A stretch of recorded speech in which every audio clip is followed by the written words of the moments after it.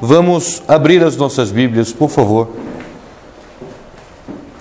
no livro de 1 Samuel, no seu capítulo 7 e o verso 12. 1 Samuel, capítulo 7 e o verso 12. O tema da mensagem de hoje é o seguinte: até aqui nos ajudou o Senhor. Amém. Amém? Glória a Deus. O texto diz o seguinte: então tomou Samuel uma pedra e a pôs entre Mispa e Sem, e chamou o seu nome Ebenezer, e disse: até aqui nos ajudou o Senhor. Amém? Vamos sentar, irmãos, em nome do Senhor Jesus Cristo. Cumprimento a todos com a paz do Senhor Jesus. Amém. Amém. Graças a Deus. Quem está feliz aí, dá glória a Deus. Glória a Deus. Amém. Ontem foi um dia muito especial para a gente. Nós tivemos batismo, tivemos a maratona bíblica. Hoje nós vamos ter a ceia do Senhor, não é? Enfim, o final de semana muito especial. Então, se tratando dessa especialidade que o Senhor Jesus nos dá, a palavra dele hoje é uma palavra voltada a entendermos o processo de receber bênçãos especiais da parte de Deus. O texto de 1 Samuel capítulo 7, gostaria que os amados mantivessem suas Bíblias abertas, para que a gente pudesse então trabalhar, não é, no sentido de entender princípios estabelecidos por Deus para receber bênçãos especiais da parte dele. A Arca da Aliança, ela foi devolvida a Israel. E a Arca da Aliança, ela fica na cidade de Kiriat Jearim, na casa de Abinadab. E Eliezer, que era o filho de Abinadab, foi escolhido para cuidar da arca. Bom, essa narrativa bíblica, ela nos leva a entender o processo em que Israel perdeu a Arca da Aliança, a Arca do Concerto de Deus. Eles perderam para os filisteus. E a Arca da Aliança do Senhor foi levada e colocada em templos de outros deuses, dos quais os coitados dos deuses se arrebentaram todo quando a arca entrava. E o povo que adorava outros deuses passaram a ter problemas, não é, de enfermidades, dificuldades, úlceras, não é, que apareciam no povo, e o povo ficou nervoso com aquilo e mandavam tirar a Arca da Aliança do Senhor. E a Arca da Aliança foi passando de cidade em cidade dos filisteus, e onde a Arca da Aliança chegava, acontecia um estrago na vida dos filisteus. Chegou um ponto que o conselho dos filisteus se reuniram e disseram assim: vamos devolver a Arca da Aliança, vamos entregar essa Arca da Aliança de volta para Israel, porque o Deus de Israel não está satisfeito com isso. Então, irmãos, no capítulo 6 de 1 Samuel, a partir do versículo número 13, nós vamos encontrar essa história da devolução da Arca da Aliança para a nação israelita. Veja o que a palavra diz: e estávamos de Bet-Semes fazendo a cega do trigo no vale, e levantando os seus olhos, viram a arca, e vendo-a, se alegraram. E o carro veio ao campo de Josué, o Betezemita, e parou ali, e ali estava uma grande pedra, e fenderam, e a madeira do carro, e ofereceram as vacas ao Senhor em holocausto. E os levitas desceram a arca do Senhor, como também o cofre que estava junto a ela, e em que estavam as obras de ouro, e puseram-no sobre aquela grande pedra. E os homens de Bet-Sem ofereceram holocaustos e sacrificaram sacrifícios ao Senhor no mesmo dia. E vendo aquilo, os 5 príncipes filisteus voltaram para Ecrom no mesmo dia. Estas, pois, são as hemorróidas de ouro que enviaram os filisteus ao Senhor em expiação da culpa por Asdod, uma, por Gaza outra, por Asquelon outra, por Gade outra e por Ecrom outra. Como também os ratos de ouro, segundo o número de todas as cidades dos filisteus, pertencentes aos 5 príncipes, desde as cidades fortes até as aldeias, até Abel, a grande pedra sobre a qual puseram a arca do Senhor, e ainda está até o dia de hoje no campo de Josué, o Bet-Semita. Amém? Então a arca foi devolvida, ela não veio sozinha. A arca veio acompanhada de pedras de ouro, como oferta pelo estrago que os filisteus fizeram ao povo de Deus. Muita festa, muita alegria, muito contentamento, porque a arca fora devolvida.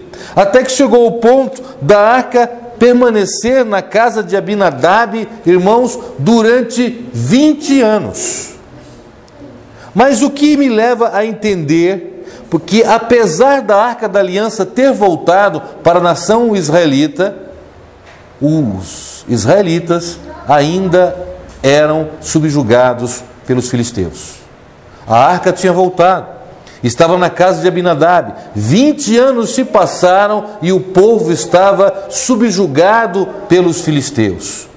O que a gente pode entender de tudo isso, irmãos, era que seria o seguinte: já que os filisteus devolveram a Arca da Aliança, retirasse também o jugo sobre os israelitas, retirasse a opressão sobre o povo de Deus, mas isso não aconteceu.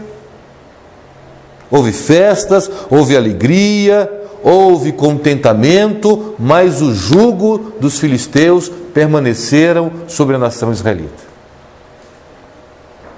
Parece que algo estava errado, e de fato estava. A Arca da Aliança representava o concerto de Deus com o povo.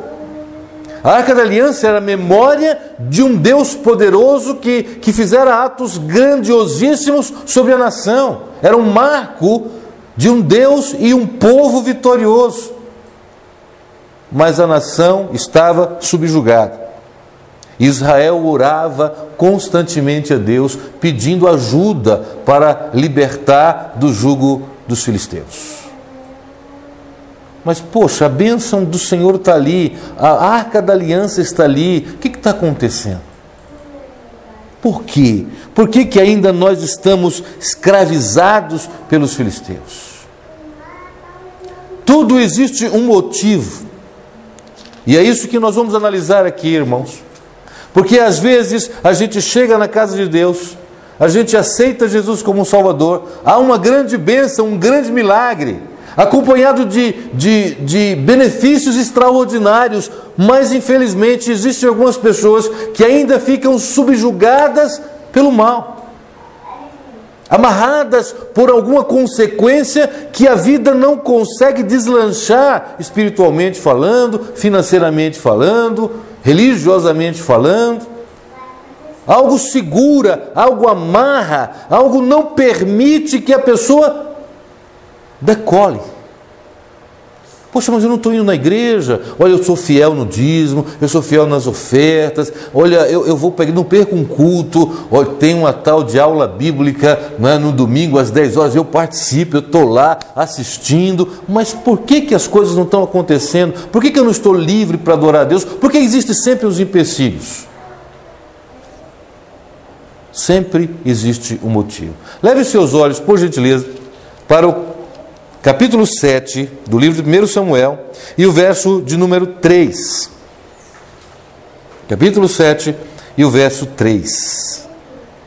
A palavra diz assim: Então falou Samuel a toda a casa de Israel, dizendo: Se com todo o vosso coração vos converterdes ao Senhor, tirai dentre vós os deuses estranhos e os astarotes e preparai o vosso coração ao Senhor, e servi a Ele só, e vos livrará das mãos dos filisteus. Entenderam o motivo? A arca tinha voltado, a Arca da Aliança estava lá, mas o povo de Deus mantinha dentro das suas casas deuses estranhos. Mantinham dentro das suas casas Astarote, Balaíns, objeto de adoração, objeto de servidão, que não o Deus vivo e poderoso.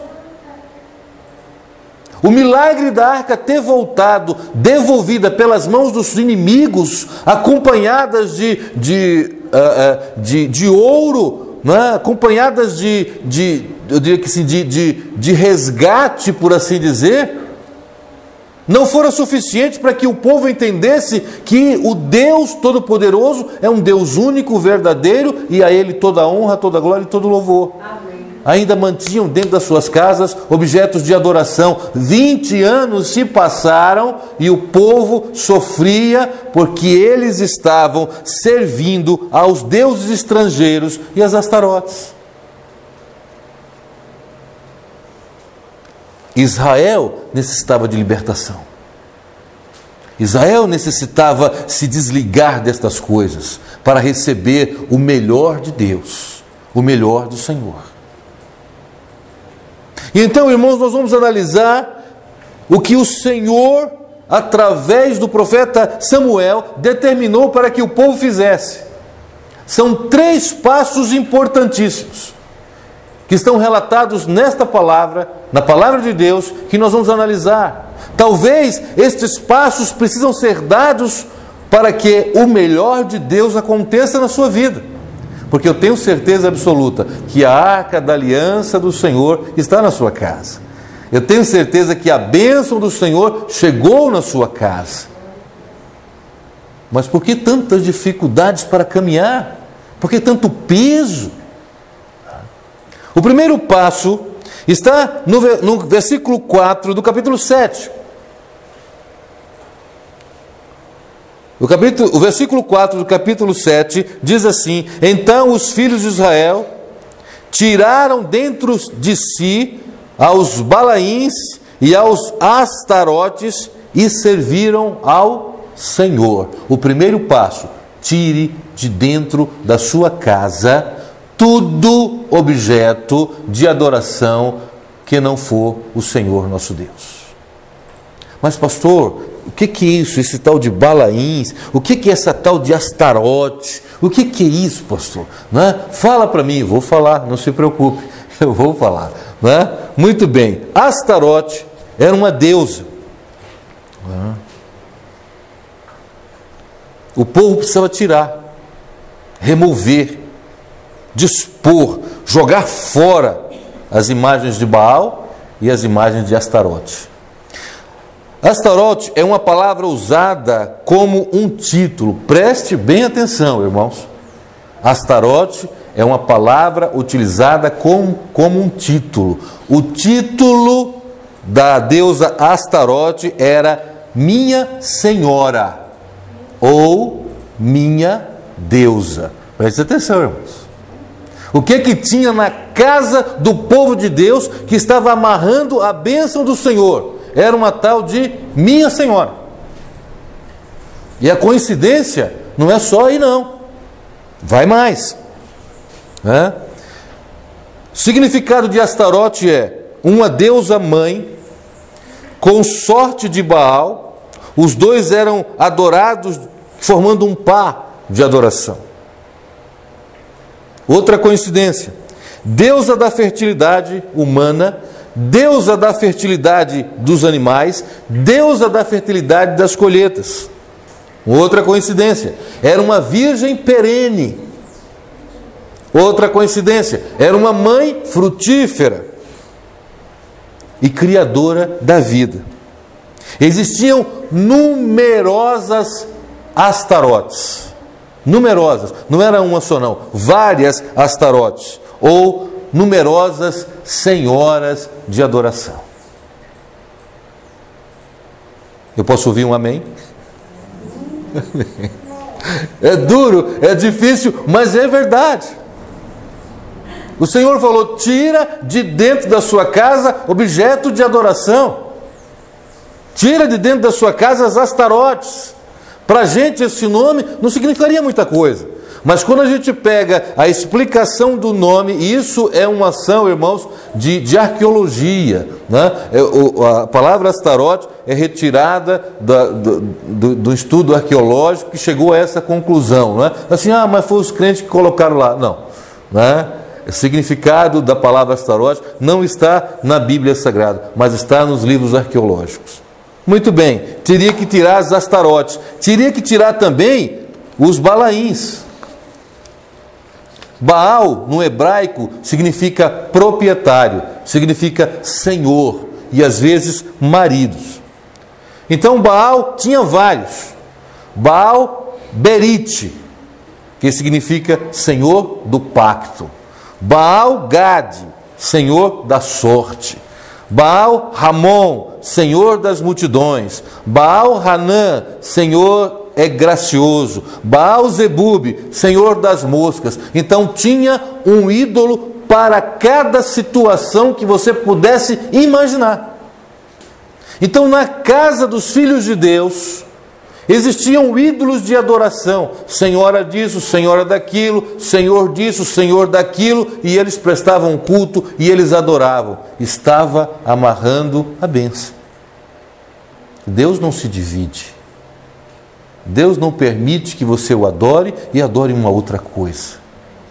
E isso estava impedido. O primeiro passo era retirar da casa objetos de adoração que não o Senhor.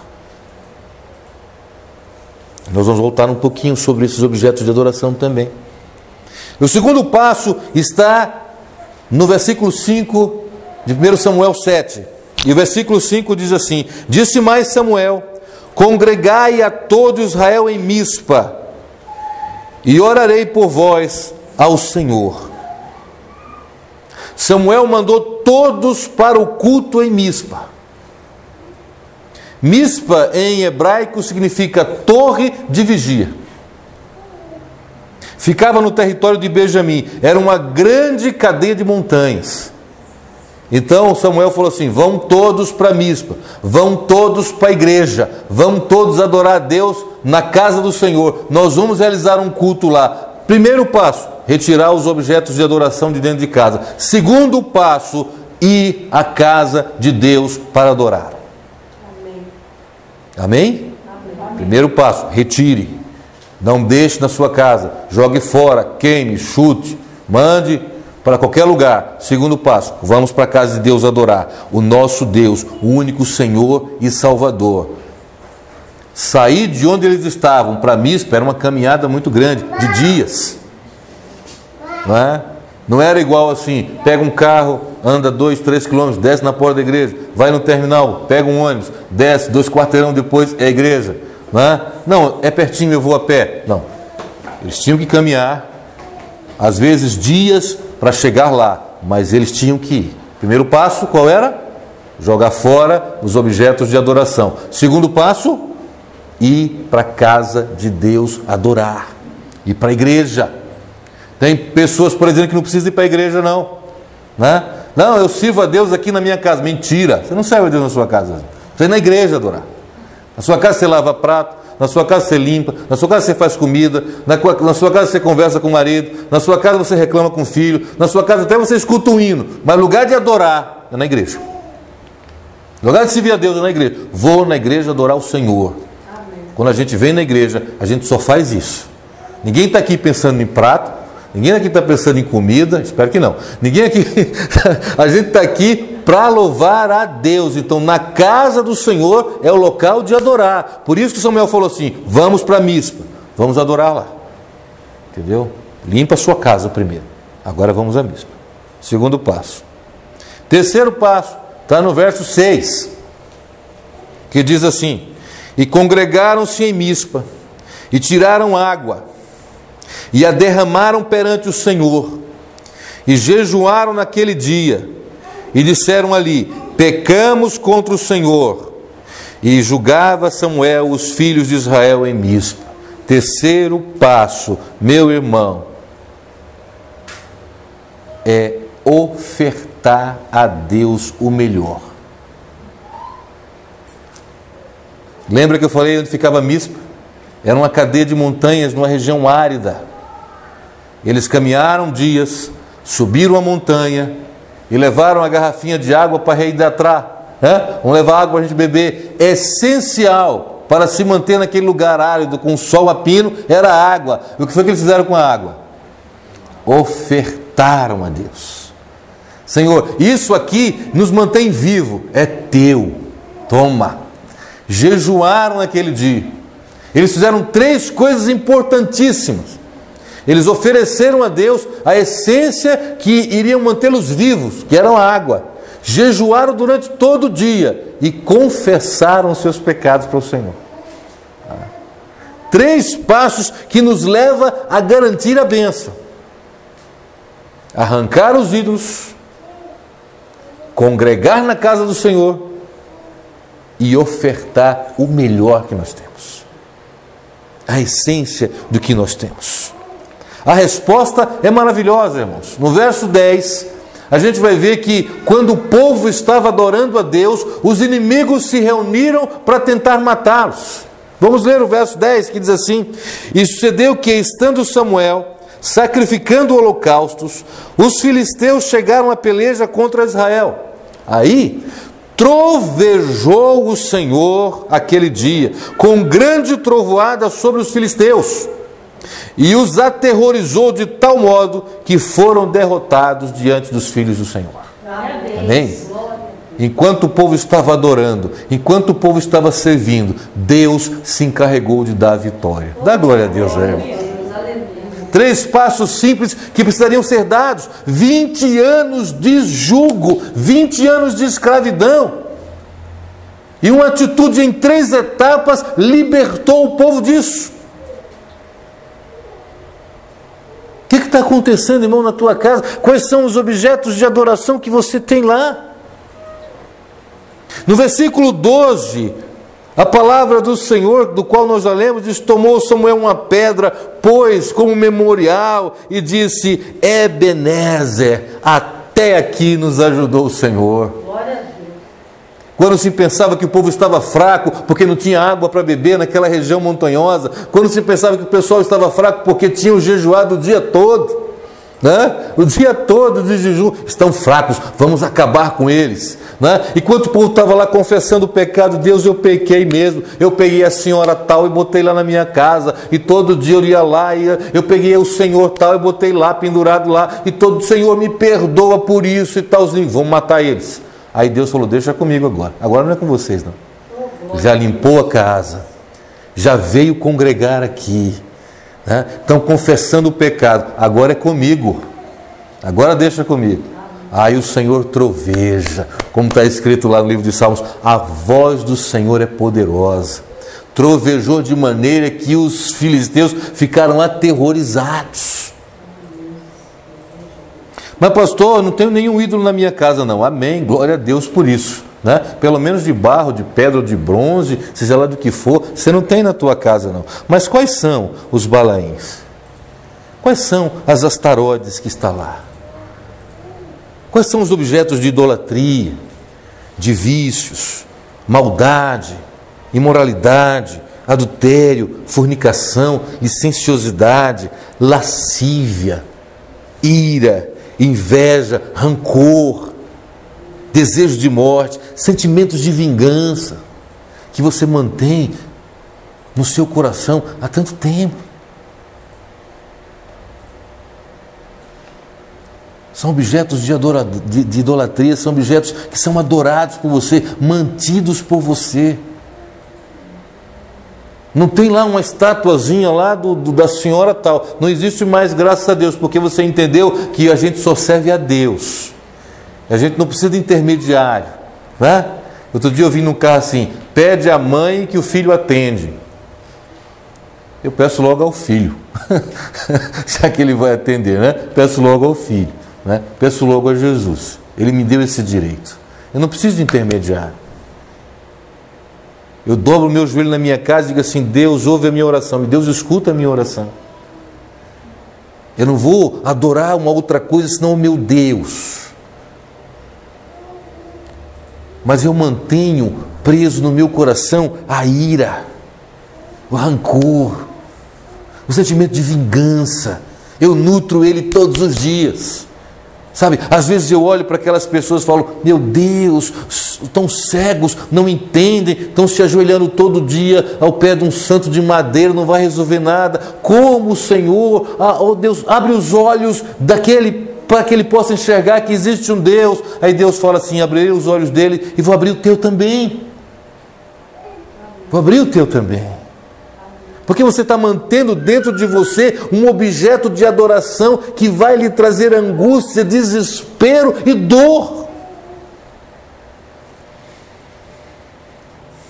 Às vezes não entendemos, porque os conflitos se aglomeram na nossa vida. Por que a gente não está correndo como o vento? Por que a gente não está com verdadeira felicidade no nosso coração, na nossa vida? É porque nós mantemos ainda objetos de adoração que precisamos jogar fora. O interessante nessa narrativa, irmãos, é que eu analisei e o Espírito me mostrou que não foi Deus que tirou os Balaíns nem as Astarotes da casa do povo. A palavra diz assim, e jogou fora os Balaíns e as Astarotes. Eu preciso jogar fora o que não está agradando a Deus. Você precisa jogar fora o que não está agradando a Deus, o que está acima da bênção que o Senhor estabeleceu sobre a sua vida. Precisa ser arrancado e jogado fora. Às vezes a gente fica nutrindo e adorando os frutos da carne. Não conseguimos entender por que uma pessoa sai de madrugada, vai para uma esquina, toma banho de sangue, mata uma galinha, mata com um dente, faz um bocado de coisa e tal. Meu Deus, aquela pessoa precisa ser liberta. Sim, ela precisa ser liberta. Ela precisa não mais servir aos demônios, literalmente falando. Ouvimos histórias horrendas de pessoas que vão ao cemitério para até comer carne humana a pedido de Satanás. Ficamos horrorizados com isso. Como é que pode uma pessoa ser subjugada por Satanás a este ponto de ir lá, abrir um túmulo e comer carne humana para servir ao diabo? É horrendo isso.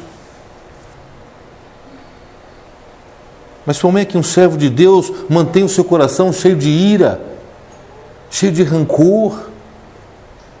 Como é que um servo de Deus que encontrou Jesus, que aceitou Jesus, que viu Jesus ser pendurado na cruz do Calvário, vendo o seu sangue derramado, nutre um sentimento de vingança contra um outro ser humano?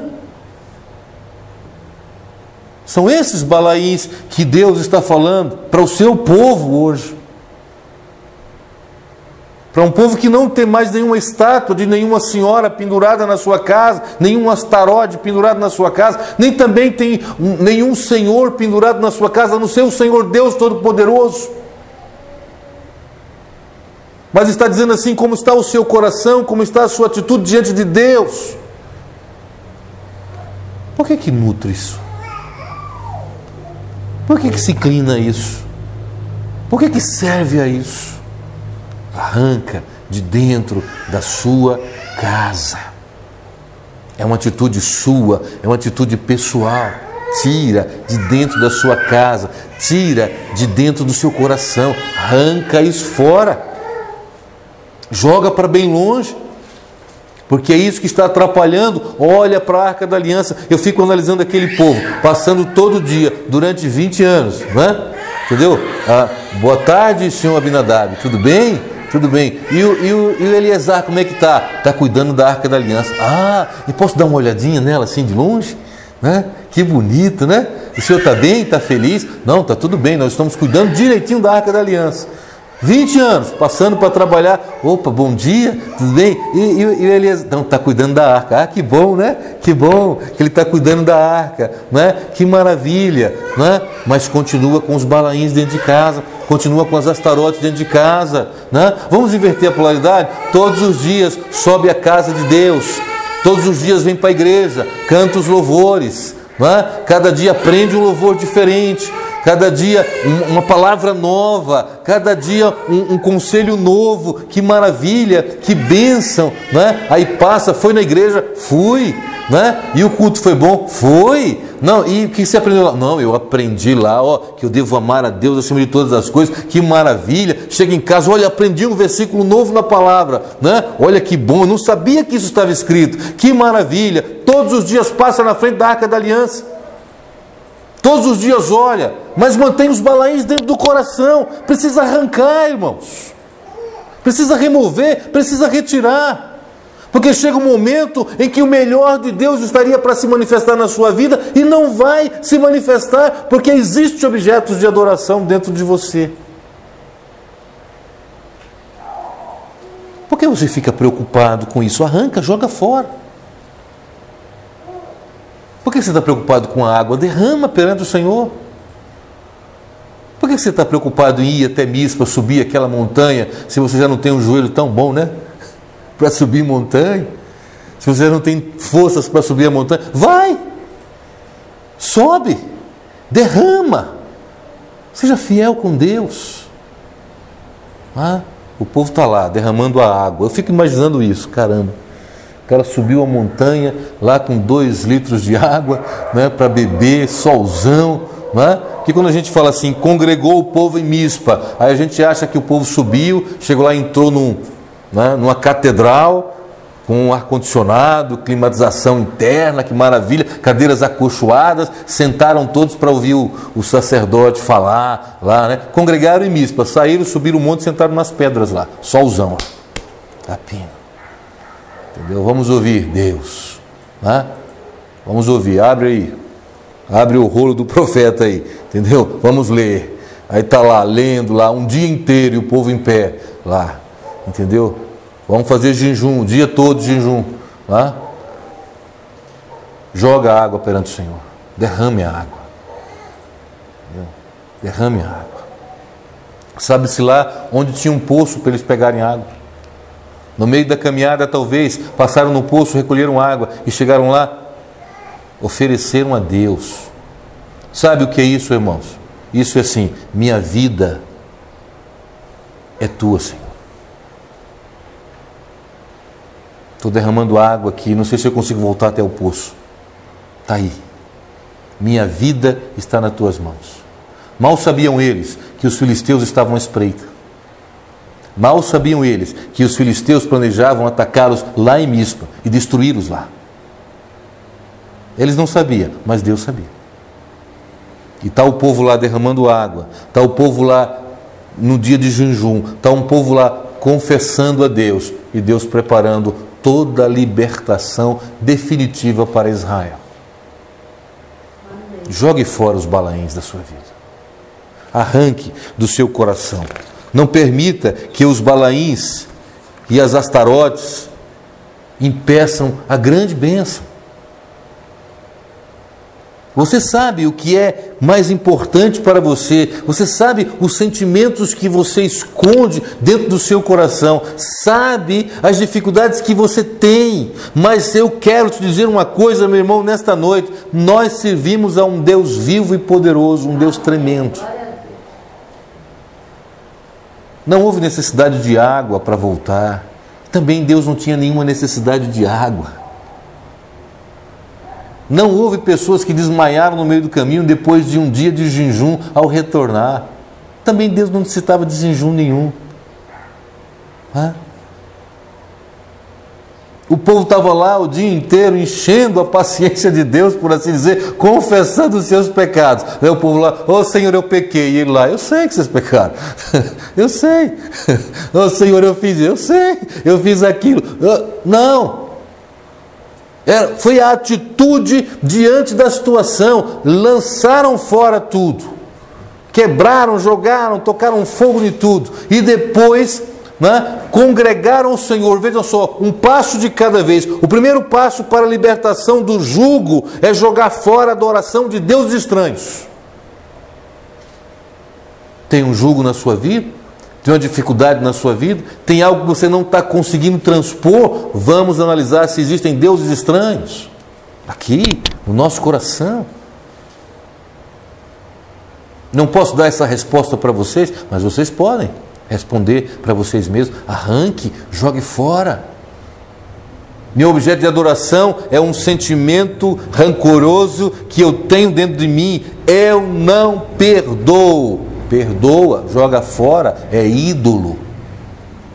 Está adorando um sentimento de vingança. Jogue fora. Entrega na mão de Deus, na mão do Senhor. Não haja como objeto de adoração. Jogue fora, é você que tem que fazer isso. Se é tão pesado assim, pede ajuda de Deus. Porque às vezes é um sentimento tão pesado que a gente não consegue levantar. Não era, mas de tanto a gente adorar, de tanta gente ofertar, de tanta gente ofertar, de tanta gente ofertar, em cima ele ficou muito pesado. Oh, Deus me dá forças. Ele dá, mas é você que tem que arrancar, é você que tem que jogar fora. Segundo passo é congregar. Irmãos, não abra mão de vir à casa de Deus congregar. Não abra mão. Não abra mão. Eu fico observando o que a Bíblia fala a respeito do atleta, né?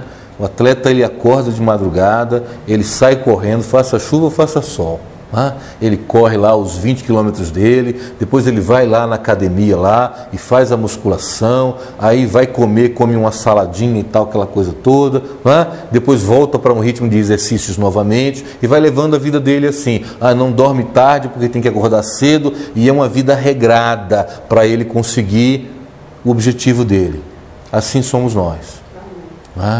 Nosso objetivo é os céus. Então, irmãos, vamos acordar de madrugada, vamos orar, vamos congregar, aprender do Senhor. Hoje é dia de ir para a igreja, e olha só, e eu estou analisando aqui que a nossa musculação religiosa está pouca. A gente tem uma reunião só por semana, não é? São 7 dias na semana e tem um só. Não é verdade? Está pouco, está muito pouco. A gente tem que fazer mais exercício, ficar mais musculoso espiritualmente falando, mas vamos chegar um momento que a gente vai fazer isso. Mas é um dia só, vamos fazer um esforço, vamos lá, vamos vencer, porque eu preciso congregar. Não abra mão disso. Congregar, cultuar o Senhor com todo o seu coração, com toda a sua alma, com todas as suas forças. Congregar e adorar a Deus. O terceiro passo é ofertar ao Senhor. Ser grato a Deus, oferecer a Ele o melhor, o essencial para a sua vida, e usar de sinceridade para com Deus. Usar de sinceridade. Falando de oferta, tem um texto na Bíblia Sagrada que fala que o Senhor Jesus estava no templo, na sala de ofertórios.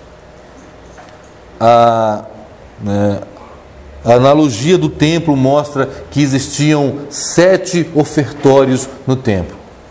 E Jesus estava na sala de ofertórios observando. Daí veio uma viúva e foi lá e colocou uma oferta em um daqueles gasofiláceos. Colocou aquela oferta ali, em um daqueles gasofiláceos. E o Senhor Jesus falou que aquela mulher deu a maior de todas as ofertas. Ela deu um dia de salário só. E foi a maior de todas as ofertas. Sabe por quê, irmãos? Não é a quantidade, mas a sinceridade do nosso coração. É a sinceridade do nosso coração. Quando a gente vai ofertar a Deus, tem que ser com sinceridade de coração, com amor. O ato de derramar a água foi assim: minha vida está nas suas mãos. Aqui, a água. Parece um ato simbólico, sem nenhum significado, mas era essencial para eles a água ali, naquele sol escaldante. Eles derramaram perante o Senhor, todos. Quando a palavra fala Israel subiu mulheres, subiu homens, subiu velhos, subiu crianças, e toda a água foi derramada. Ninguém escondeu 1 litro de água para dar para o garotinho. Eu levei o Levi, ou eu levei o Davizinho, vou guardar um pouquinho de água para ele, Coitado, é uma criancinha, Precisa de água, Então coloca aí. Aí a Bianca fala assim: ô Danilo, derrama só meio litro, guarda meio litro, pro Davi, pro Davizinho, entendeu? Não, derramaram a água, é para o Senhor. O que vai acontecer? Deus proverá? Não foi sempre assim? Olha o que estava por trás, irmãos. Os filisteus. Ia morrer velho, ia morrer criança, ia morrer todo mundo. Porque a fúria dos filisteus estava ali. para atacar e destruir. Como o povo ofertou ao Senhor, o Senhor então livrou o povo. Falou, agora deixa esses filisteus comigo agora, já que vocês alegraram o meu coração. Irmãos, a resposta do Senhor é a sua vitória, é a sua conquista, é a sua bênção. O que o Senhor quer estabelecer hoje é que você pegue espiritualmente uma pedra e coloca lá na sua casa e fala assim, Ebenezer, até aqui me ajudou o Senhor. Amém? E vai continuar me ajudando. Até aqui me ajudou o Senhor. Não é? E eu não quero que você guarde esse marco só aqui. Conquistas mais alguma coisa, coloca outra pedra. Até aqui me ajudou o Senhor. E vai subindo. Até aqui me ajudou o Senhor. E vai subindo. Mas se tiver que derramar água, derrama. Se tiver que jejuar, jejua. Se tiver que subir para adorar, suba. Não é? Suba para adorar o Senhor, mas não deixe de tirar os balaíns de dentro da sua casa, as astarotes de dentro da sua casa. Arranque. Isso não agrada a Deus. É por isso que você olha a Arca da Aliança, mas a bênção não se estabeleceu ainda na sua casa. Não é? Aquele povo passou 20 anos para entender, 20 anos para tomar uma atitude, todo dia vendo a Arca lá, todo dia vendo a Arca lá. Não é? Não passe mais 20 minutos. 20 segundos, não passe mais, entendeu? Analisa no seu coração, na sua mente, o que é que eu tenho de adoração dentro da minha casa. Arranque fora, hoje mesmo. Quando chegar em casa, ó, se for objeto físico, já cata, já, ó, joga fora. Se for aqui no coração, no momento da oração, fala, Deus, não tenho forças para tirar, mas me ajuda. Me ajuda. Arranca. Se tiver que perdoar, perdoa. Se tiver que receber perdão, recebe. Se tiver que arrancar e retirar esse sentimento de vingança, tira. Deus está dizendo hoje para você, não quero outra adoração. Eu quero o seu coração livre para me adorar, assim diz o Senhor. Amém? Vamos ficar em pé, irmãos, no nome de Jesus. Nós vamos orar a esse Deus maravilhoso, esse Deus